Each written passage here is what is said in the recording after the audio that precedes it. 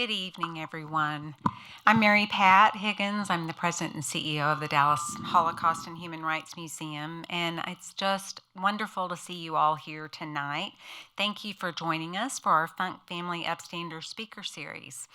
I'd like to start by thanking our Anchor Series supporters, IMA Financial and IMA Foundation, and Nissan Foundation. And also I'd like to thank our Anchor Series sponsor, Match Group, and lastly, Celia and Larry Schoenbrunn. We sincerely appreciate your ongoing support for the Funk Family Upstander Speaker Series. I'd like to thank our community partners for tonight also, Dallas After School, Green Hill School, Legacy Senior Communities, and Remembering Black Dallas. We are always grateful for our incredible community partners. And last but not least, I'd like to thank our board members who are here, our museum members, and our volunteers. We could not do our work without you, and it's always wonderful to see you, and I'm very grateful to have you be part of our museum family. If you're not a member or a volunteer and you'd like to get engaged, please come talk to one of us afterwards or go to our website and learn more about becoming a member or volunteering. It's the best volunteer job in town. So the Funk Family Speaker Series was named in loving memory of Blanche and Max Goldberg and Fanny and Isaac Funk. And it was created to highlight upstanders or individuals and organizations who take action and stand up for the rights of others and combat injustice, inequality, and unfairness. Rami Jabara embodies those qualities, and we are very, very grateful to host him here this evening. It's my pleasure to introduce our speakers. Our moderator, Cheryl Drazen, longtime friend of the museum, is the Chief People Officer at the Anti-Defamation League. She provides strategic leadership across all areas that affect the organization's people and culture.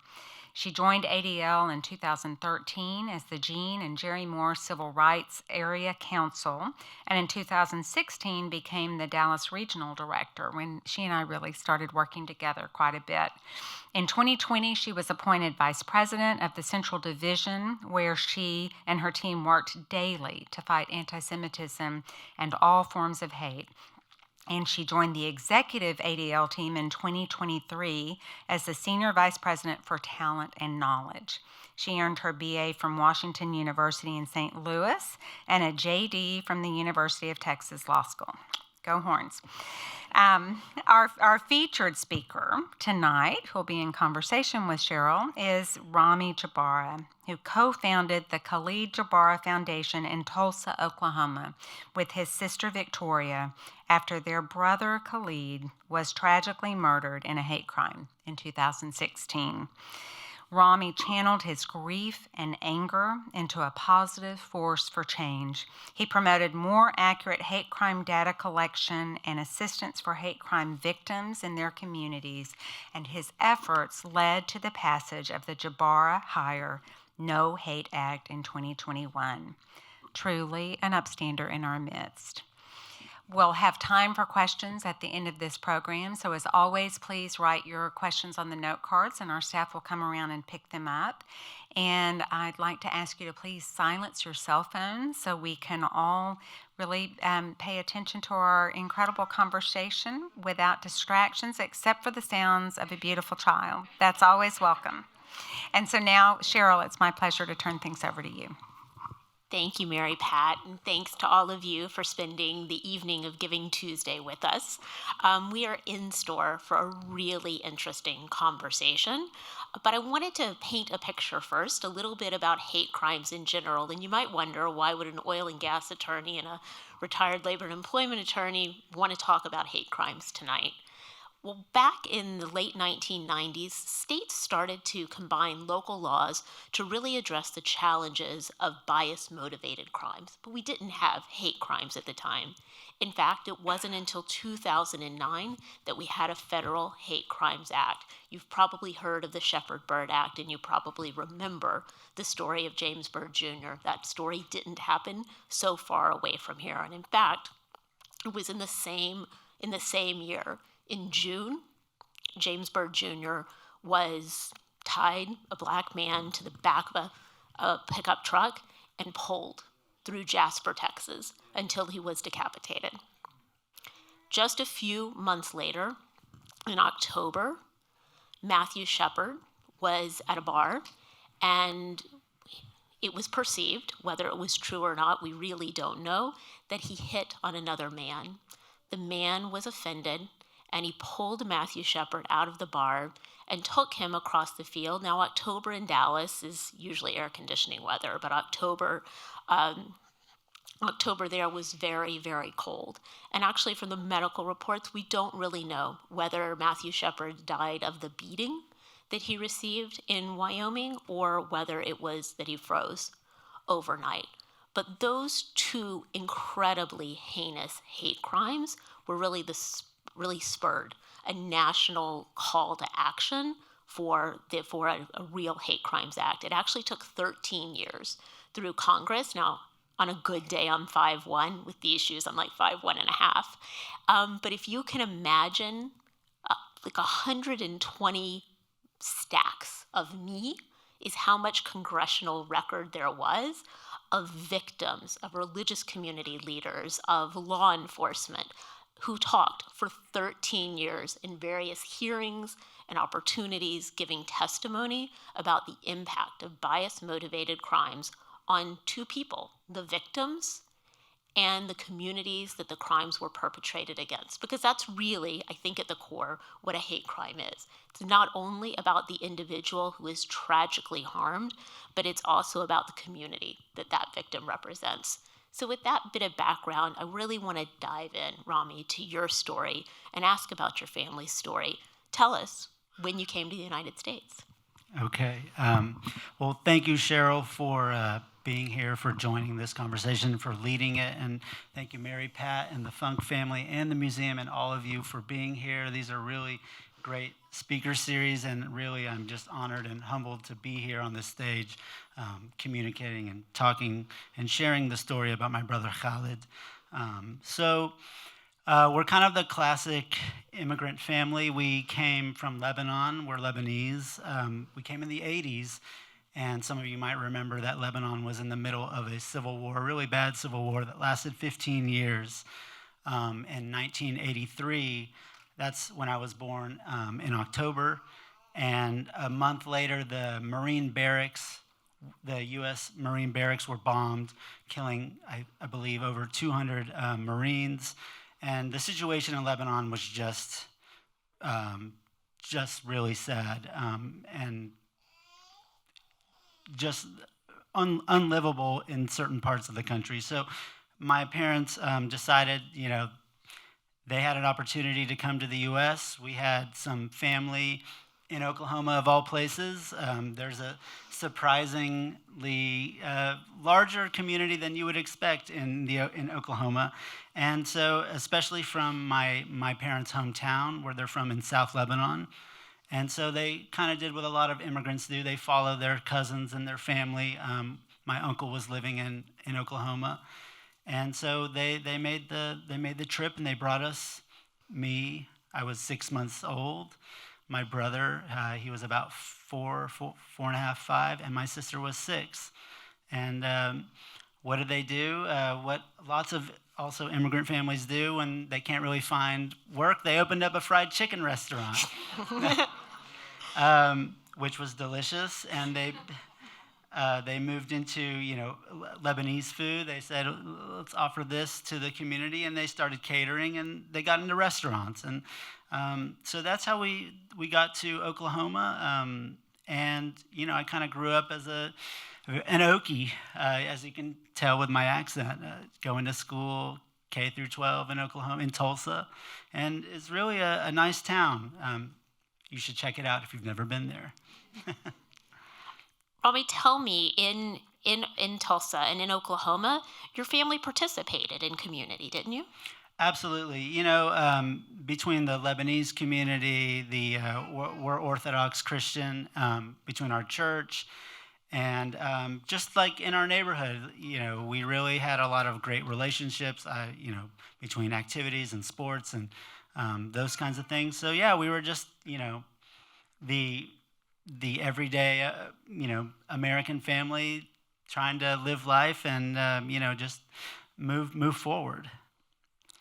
But not everybody in the community was as welcoming.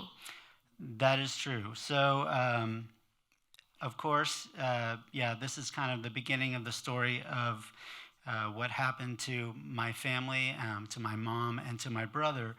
You're absolutely right. Just so happened that the person next door to my family didn't like people that weren't like him, didn't like immigrants, didn't like people of color. They didn't, you name it. He would find those people and he would go, make it a point to make them feel uncomfortable, starting with words and leading to action and actual physical violence. Tell us what you can about how that interaction started and how it kind of escalated. So it's honestly, I think throughout the 5 or 6 years, it's like we were almost part of this like ongoing hate crime, but we didn't even realize, or we were naive to think that this was happening or something worse could happen just past derogatory words. So it was maybe around 2012, 2013 when this man moved in kind of casual occasions. He would notice that he'd strike up a conversation with my mom, notice that she had an accent, and started saying things like, well, you Arabs don't belong here, or you Muslims should go somewhere else. And it started with things like that. My mom would just turn the other way and say, who is this crazy guy? But lo and behold, it would slowly escalate to guests that would visit our house, to my dad, to my brother. He would really hyper focus on our family because we were next door, but we weren't the only targets. Like I said, anybody that would come around, he would, if they were African American or Asian American, he would say things to them and he would call them derogatory names. But again, for some reason, he really hyper-focused on my mom, Haifa. And so much so, I was in law school at the time. I was a new law school graduate, me and my wife. So we did what every young lawyer thought we needed to do. We got a protective order. And as many people know, protective orders are, not really worth the paper that they're written on. It's actually true. It's sadly true. But we did what we could, given what the mechanisms that the law had in place, and a protective order, allowed us to at least be able to call the police if a situation came about, an interaction and an exchange. I should mention that before the protective order, he would do things like take pictures of my mom while she had a catering business and would do some prep work in her garage that we converted into a kitchen. And he would try to take pictures and send them to the health department.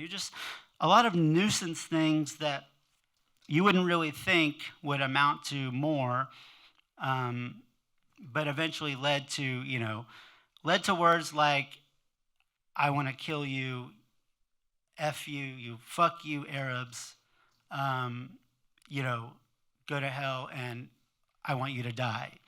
So these escalated kind of in the classic, like textbook, like what you would imagine as somebody that's hateful as an aggressor would.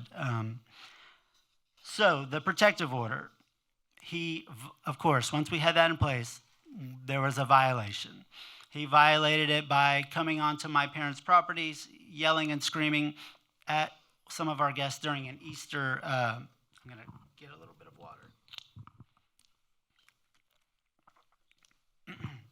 During an Easter gathering, and he was arrested. That was the first violation of a protective order. But the system, whenever you have one violation, it usually lets you back out, and you're facing your criminal charges. And so he's out on bond. And a few months later, we were in the middle of planning our wedding, actually, and this was September 2015. And I was on the phone with my mom telling her about the tuxedos I had just got for the groomsmen and the good deal I got on them. And the phone went dead. And I didn't really know what happened. I just imagined maybe it got cut off, but the line was still, the clock was still going on the phone. So I was like, just kind of waiting for the reception to come back, and then all I could hear was her faint cries, and you could tell something happened. And I started panicking as she was kind of starting to wail louder on the phone, and I didn't know where she was, and I just thought maybe she fell, maybe she had a heart attack, maybe something. And about a minute later, I hear this frantic person that happened to be driving by, got out of her car and said, "Oh my God, there's a woman on the street. Her shoes are over here." I can hear this frantic lady over the phone, and I'm listening and starting to think, oh my gosh, where is she? What's happening? She didn't tell me where she was. And I realized she was laying in the middle of the street, and someone had hit her. This is what the lady on the phone, that I didn't know who it was basically yelling out in panic, "Oh my God, there's a lady, somebody call the police." And so after, a few more minutes, she picked up the phone, and I told her, "Please take this phone to where my brother and dad were in the house." She ended up being a neighbor. And so, of course, they come and they realize that she was hit by a car. And she was basically left for dead, and it was the neighbor. That was second violation of protective order, technically, and it was an assault and battery with a deadly weapon. And that was charged by the prosecutor. And at this point, we said, okay, obviously we believe my mom will make it. She was in the ICU for 2 weeks. She was in the hospital for another few weeks, and then rehab for another few weeks. But she ended up dancing at our wedding. So that was a really amazing recovery over a few months. And then 9 months later, this neighbor, was held without bond, and kind of not a mix-up, but just a routine hearing. A new criminal defense attorney made a motion to release the defendant on bond. And this particular judge, I don't think he was very familiar with the case or that there was a protective order in place, and he allowed bond of $30,000. And with bond, you only have to put up about 10% of that.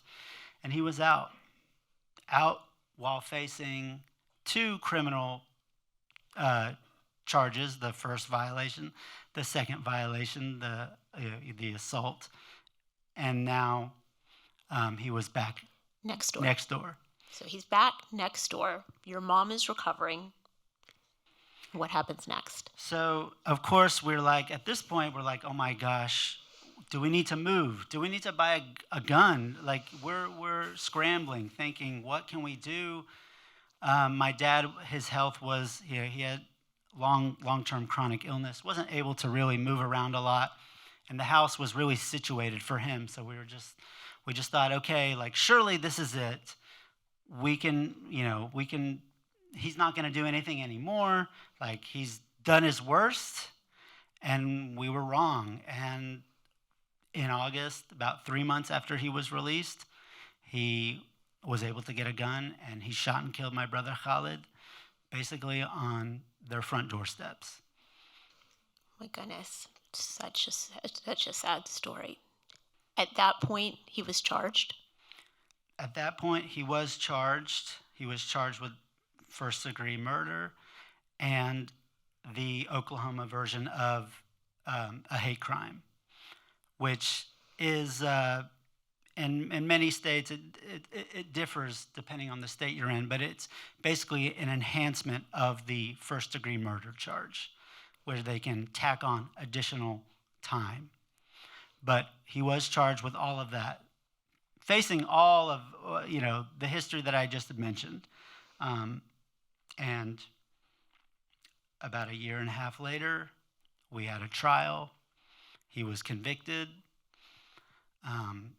you know, life in prison, no parole, and about 6 months later, he died in prison. And you just think, like, what was all this? Like, couldn't even believe, like, how did this all happen? And really, it's a tale of a lot of red flags that slip through the cracks, showcasing a lot of the problems that we do have with our criminal justice system.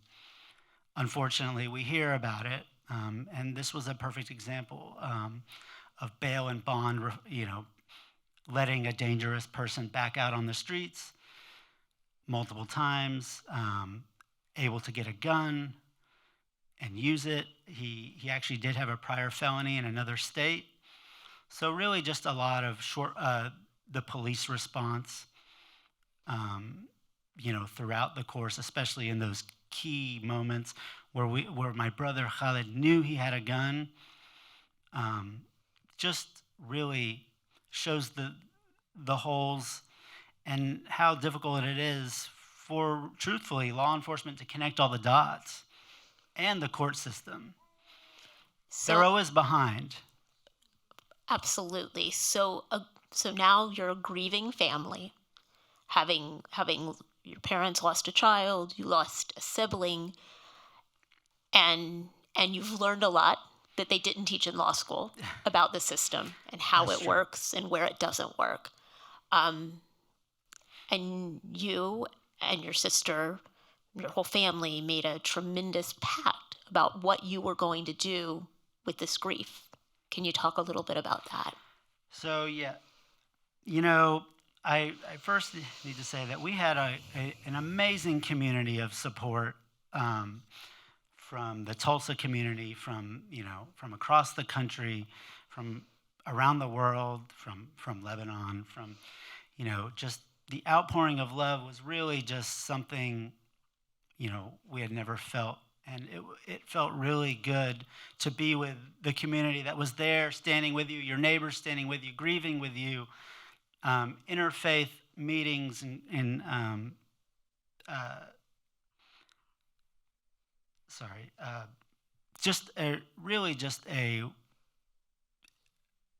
important time for us to see the community rally around us. And I will say that after my brother was murdered, we went straight to the district attorney, wanting answers like, how could you, we warned you. We told you this guy was dangerous. There's an email after he was let out, after he ran over my mom.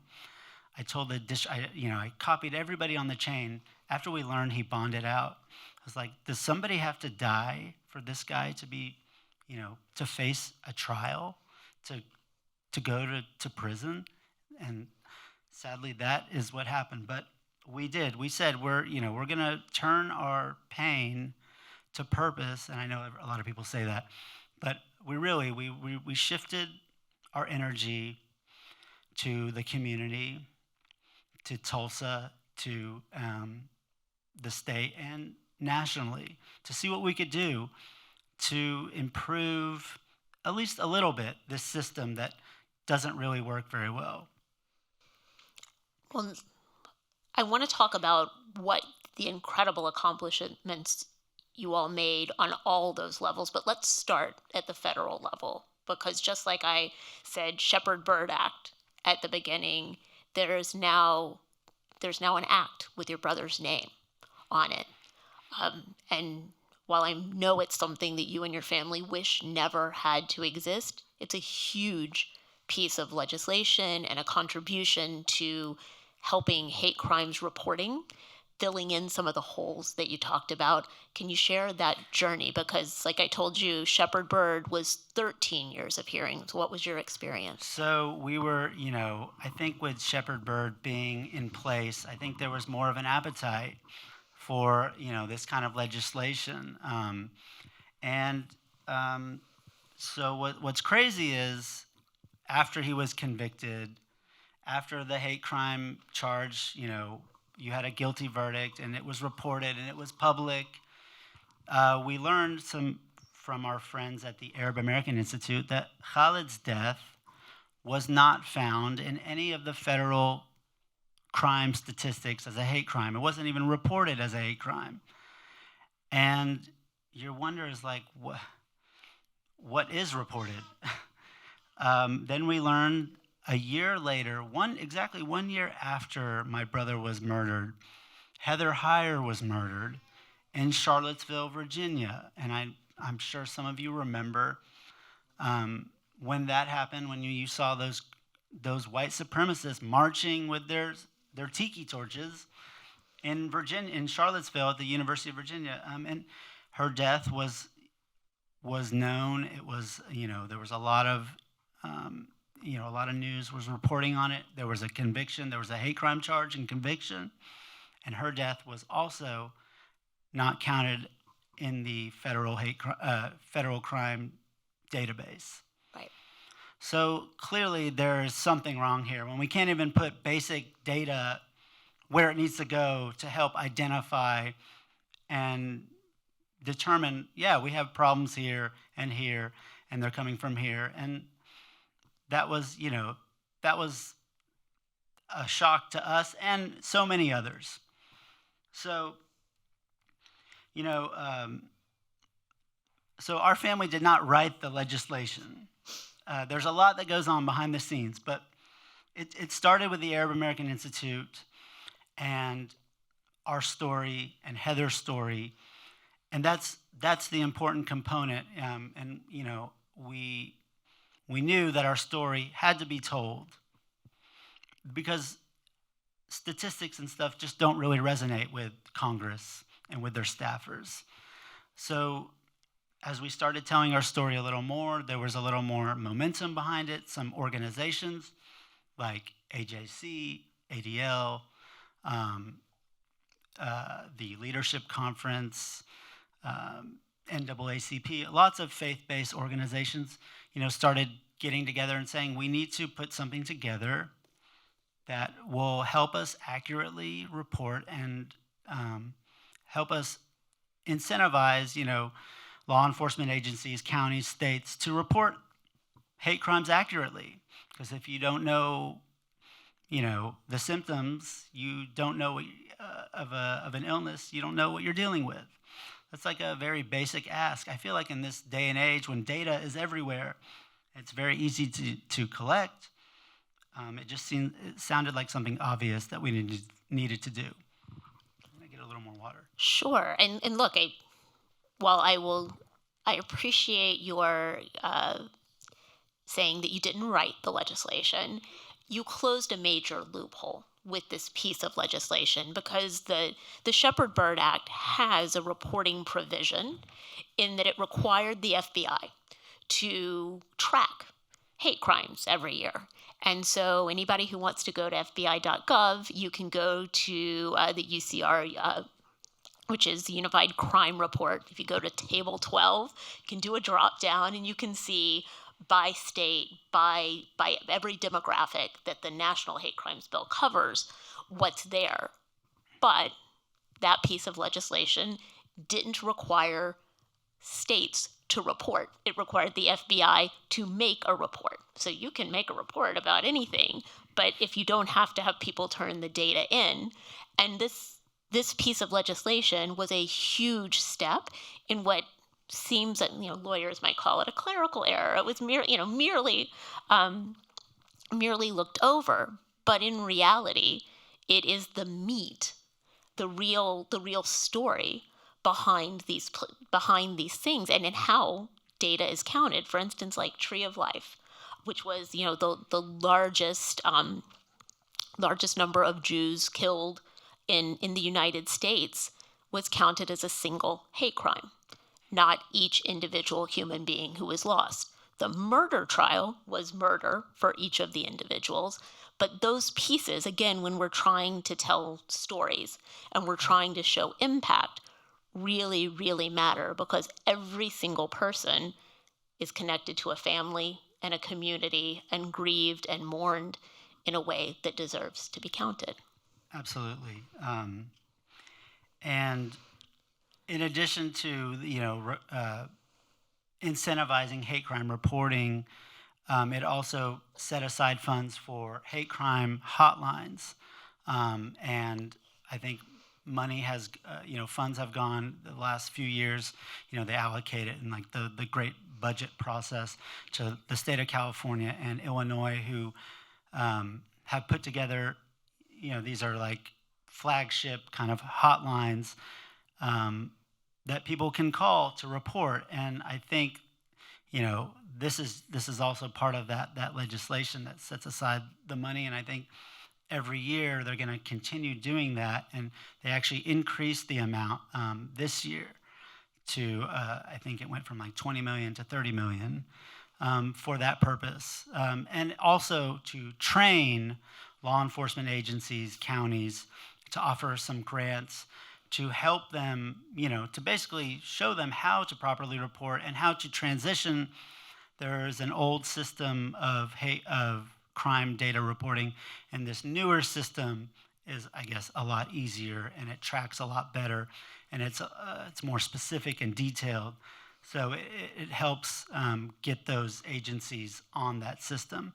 But I do want to step back and talk about, did we talk about the passage of the bill? No, we didn't talk about the passage. That was really something special. And, COVID obviously happened 2020. And we knew that this was kind of bubbling in the background, but then COVID kind of, slowed everything, just stopped everything. We said, well, I guess, maybe it's not going to happen in the next few years. We don't know what's going to happen. It doesn't sound like much legislation is getting passed generally, and now with COVID, it's like not happening at all. But then after 2020 and we get into 2021, we get a call from a few folks, at the Arab American Institute, and I think also somebody called from AJC saying that they were gonna put the bill into committee and see if they can get it through. And we were like, wait, what? What happened? So, it was, it kind of happened so fast. They said, yeah, I think they're going to propose it, and and then the subcommittee and then the committee and in the House, and they think they have the votes in the House, and then they said the Senate was problematic because nothing passes in the Senate, I guess, the filibuster. But we learned that there were the votes for it, and so it was a bipartisan effort, actually, surprisingly, and they passed it. We were at our jobs, at our day jobs, just watching C-SPAN, and we watched a lot of C-SPAN. It was the most exciting day on C-SPAN when we heard, the Khalid Jabara No Hate Act. It was passed like overwhelmingly, and to then be invited to the White House for this also very strange ceremony, because not just because of the hate crime bill, but we were coming out of lockdown, and members of Congress hadn't really been together for the year prior, and they were easing the restrictions in DC, and people came together in person, and it was really just like a happy occasion for, we were celebrating the passage of the bill. President, the vice president, the U.S. attorney, and so many others were there. The second gentleman, who I share a birthday with, I got to have a great conversation with him. And so, yeah, it was really just, it was validating, and we were, just thinking back to that several years earlier, to that sitting down the DA's office, just basically saying, how could this happen? This is clearly a hate crime. I hope you charge it as a hate crime. And just saying that, we're not going to stop. We're going to keep pushing forward with whatever we can to improve this system, to combat hate. And, that's what we work towards. I could ask you a million more questions about the Rose Garden and all the other pieces, but I really want to talk about the work your family has done with the foundation, because you focused on victims and of hate crimes and the support they need. Can you share a little bit about that? Yeah, so, and a lot of this came out of the foundation work came out of, my niece was 3 years old at the time whenever my brother was killed. Her uncle, who she really had a really, close bond with. He was good with, Khalid was really good with kids, really goofy, could make a lot of noises and funny, He was a very entertaining guy. He's like a one-man show. So kids, he really resonated with kids, but her preschool, she went to a preschool at one of the local synagogues, B'nai Amuna, and they decided, how do we talk to children about what happened here to Layla's uncle, Khalid, and they put in a program called Social Justice Story Hour, where they would share these books on social justice and fairness and tolerance with the kiddos, and with the idea that this is where this needs to be shared with our youngest, because we always say that children are little sponges and they absorb so much. And they had this, they created this great program, and every month we would get together and sing and have guest readers, and it was just a really good occasion for the community. Lots of people would come out. So, and they introduced me to a concept I was not familiar with, Tikkun Olam, repair the world. And that really resonated with me also, just like what a beautiful thing. And these are ways we can do it. Tikkun Olam and repairing the world is something that we all have job security in right now, for sure. There's a lot to be done. A lot of repairing to do. But what role does education play in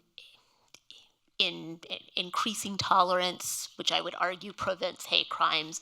What role do you see that needing to play? I mean, education really is everything, from our children to training of police and law enforcement.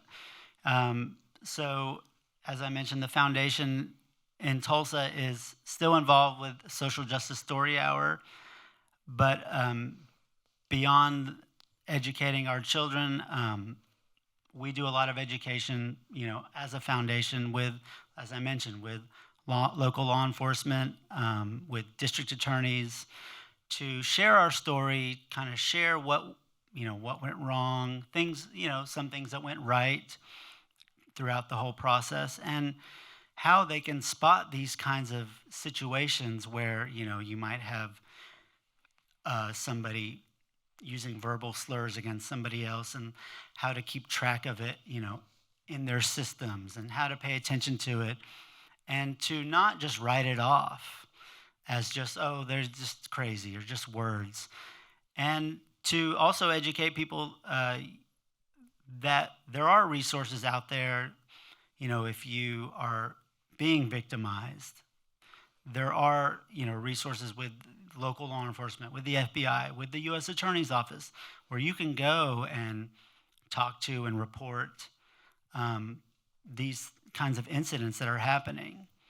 And again, I was always like, he doesn't really mean stuff like that. But I mean, I almost, I look back on,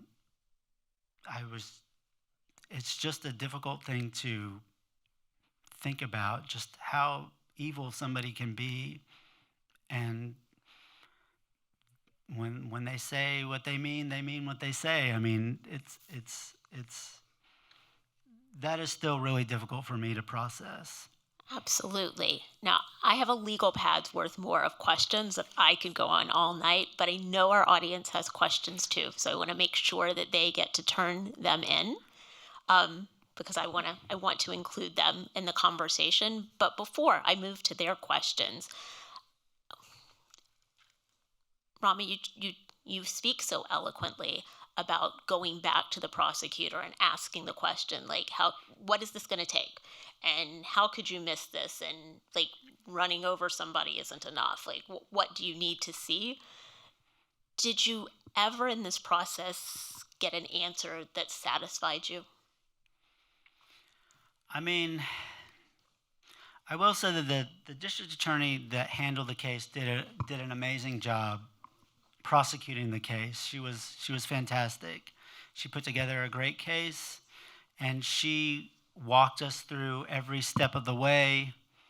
And they really did pay a lot of attention, especially to my parents who, they grew up in Lebanon. They're not as familiar with the legal system. And there's a barrier of, we always joke about having to explain to my mom over and over again, like, this is the next step, and then this will happen next. And then she asks the same question. And then they're like, why can't they just do this? And they're like, well, we have to follow the system. We have to exhaust all the procedures. And because you want to make sure that everybody has their shot and their chance and, fully exhausted appeals and all that. But I'm going back to the last. What was your last part of that question? No, about did you in that an answer. systems of questioning? Did you ever feel like you got an answer? Again, like you have a legal mind. You understand the process and the rules and the procedures, and maybe mistakes get made. They happen. Right. Mistakes happen. But did you ever feel like you got an answer or explanation? I mean, maybe not in like the obvious sense, but I feel like everything we've kind of worked towards and the efforts that we've made have helped at least like bring some like understanding and calm and kind of acceptance that yes, this did happen to my brother, but we are, doing everything we can to really keep his memory alive and to help support other victims, to help share with law enforcement how they can better approach these situations, even if it's something as simple as on a police report, putting a little checkbox on the police report, like, is this a bias-motivated act, or do you suspect there's hate involved here?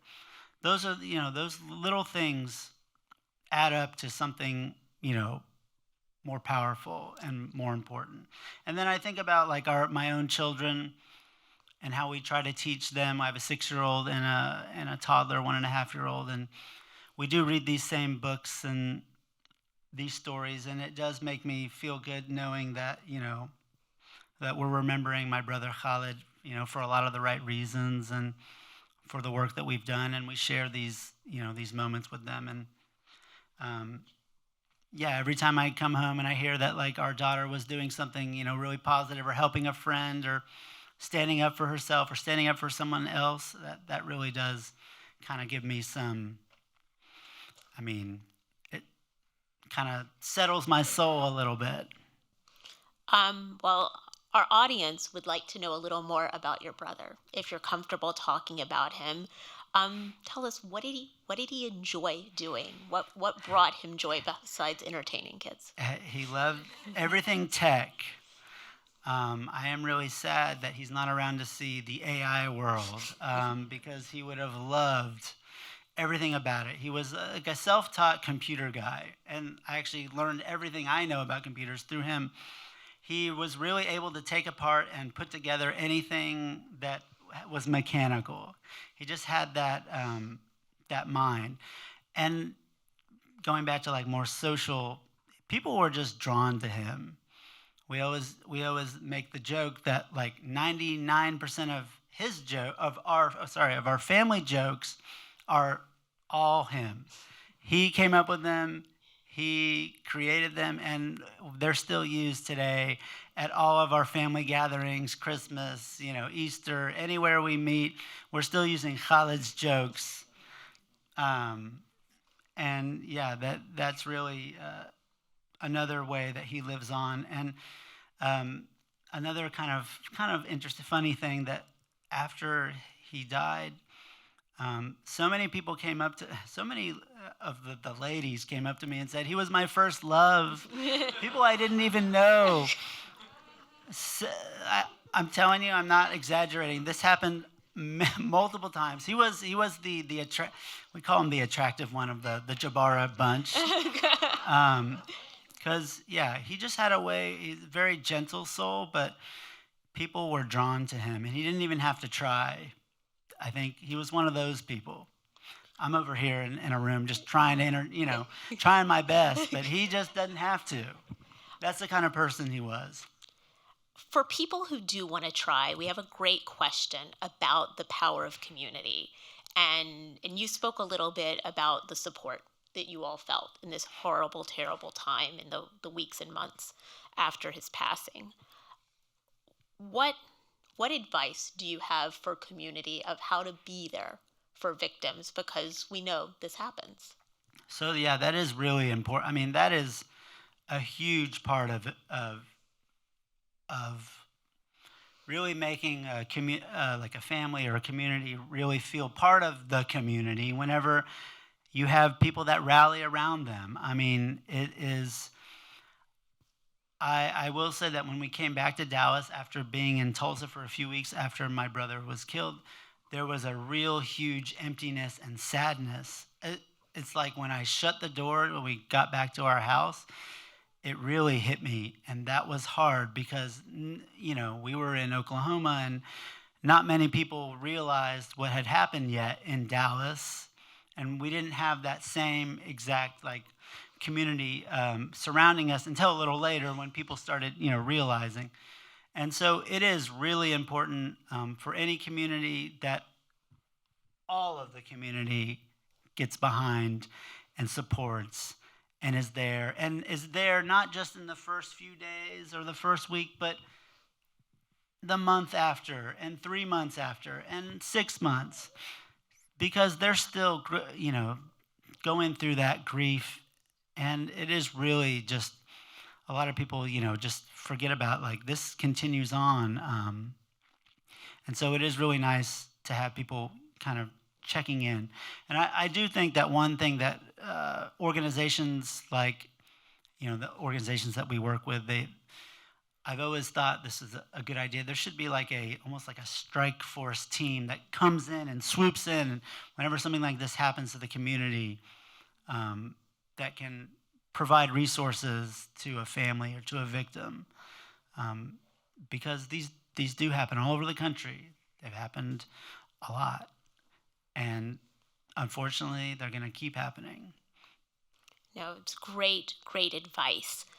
We have a group of questions. I'm going to try and put them together, really kind of about details about the actual crime itself. And I realize that in our conversation, we're making some of this almost feel like an SVU episode where we can have a crime and solve it with a few commercial breaks and in an hour. And of course, that wasn't the experience of you or your family.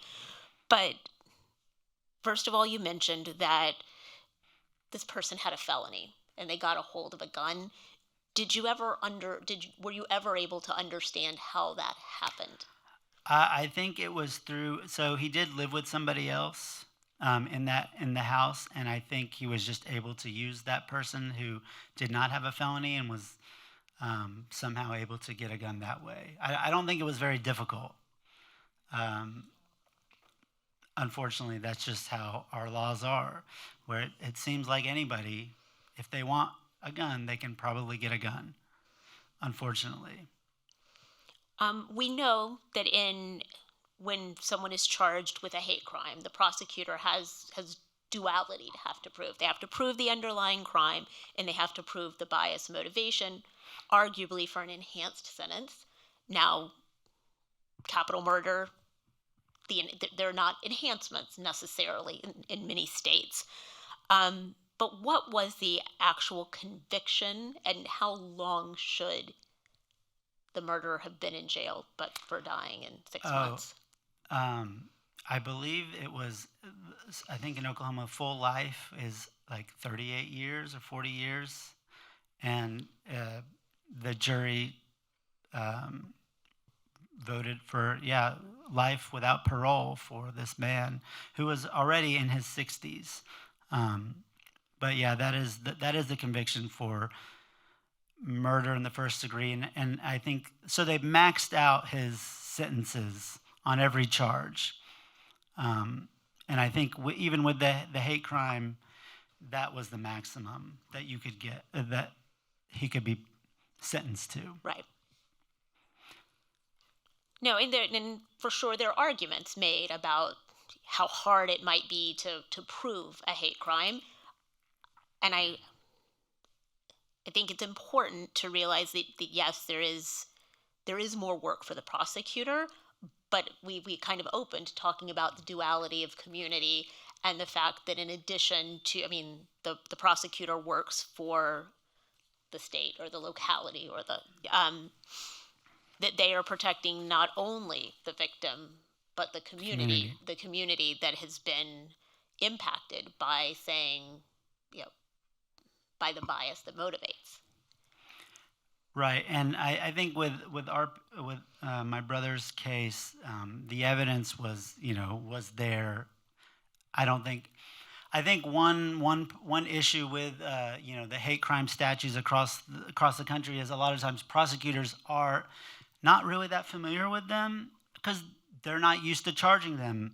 They're used to handling other types of crimes, violent crimes, or just DUIs or stuff like that. But it doesn't come up that often.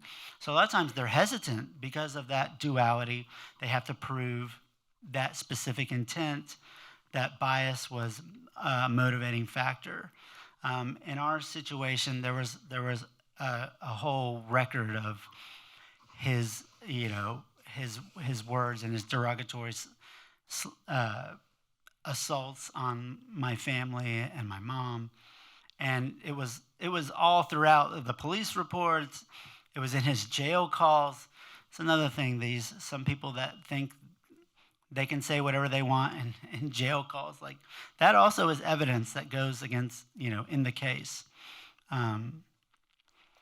So some cases are definitely not as clear, and there does have to be evidence, and rightfully so. Prosecutors don't always want to go there because they know that there may not be as clear of evidence, but they shouldn't be afraid to go there, and they should be trained to go there, to be able to go there.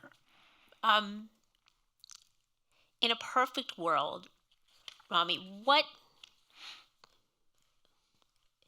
the act that was passed closed a loophole, but as time goes on, we find more and more loopholes and opportunities. What specific hate crimes legislation would you like to see passed in the future? What else needs to be done?